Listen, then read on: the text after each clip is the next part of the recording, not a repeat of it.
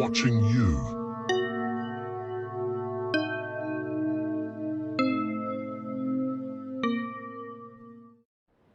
Night still hung over Olympus. The storm had calmed, yet fear clung to the stones.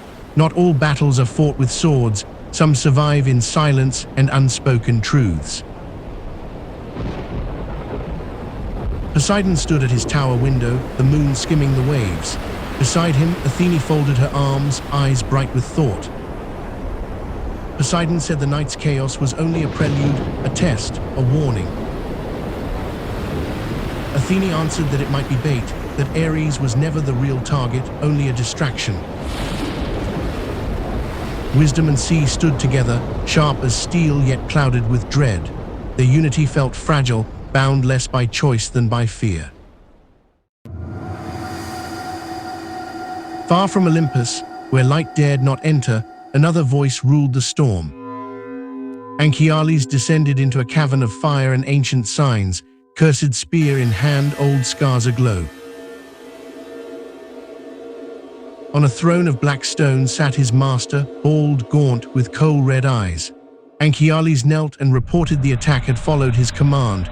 Poseidon reacted as foretold, restless and enraged. The master leaned forward, smiling into the dark, and said he wanted the sea itself to rise and choke its keeper. Laughter spread, slow, sickening, until even the flames seemed to bow.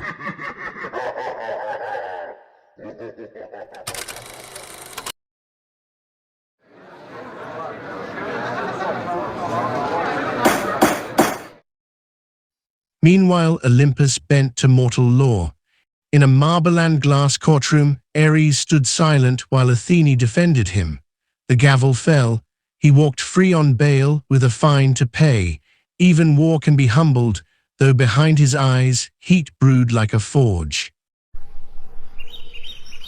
Beyond the city, where fire meets forest, Hephaestus kept his solitude.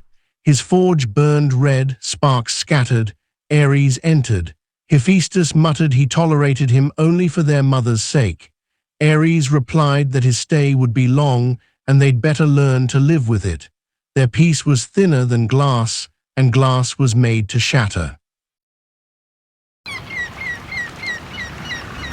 But not all gods carried storms. Some lived on laughter and lies.